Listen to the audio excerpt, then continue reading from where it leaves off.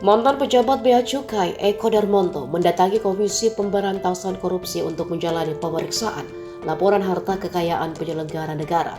Eko sebelumnya menjabat Kepala Bea dan Cukai Yogyakarta.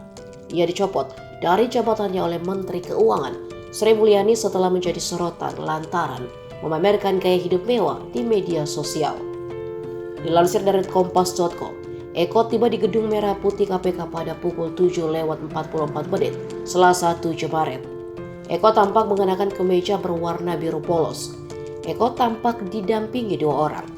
Setelah memasuki gedung KPK, Eko tampak mengurus sejumlah administrasi pada meja resepsionis.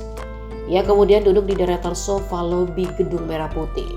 Juru bicara pencegahan KPK IP Mariati Kuding mengatakan, Eko akan diperiksa mengenai harta kekayaannya. Ia diminta membawa sejumlah dokumen terkait harta yang dilaporkan dalam LHKPN-nya. Eko Darmonto menjadi sorotan lantaran kerap memamerkan barang mewah berupa mobil antik hingga pesawat Cessna di media sosialnya. Pimpinan KPK kemudian memerintahkan agar pemeriksaan terhadap asal-usul harta kekayaan Eko diperiksa. Pahala pun menerbitkan surat tugas untuk memeriksa aset-aset milik Eko Darmonto. Lembaga anti rasuah menyatakan tidak bisa mempercayai LHKPN milik Eko, sebab ia tercatat memiliki utang yang cukup banyak meningkat.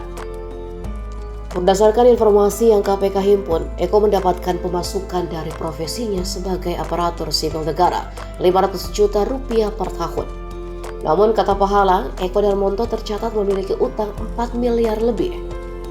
Bahkan berdasarkan dalam LHKPN periodik 2021, Eko Darmonto tercatat memiliki utang 9 miliar lebih.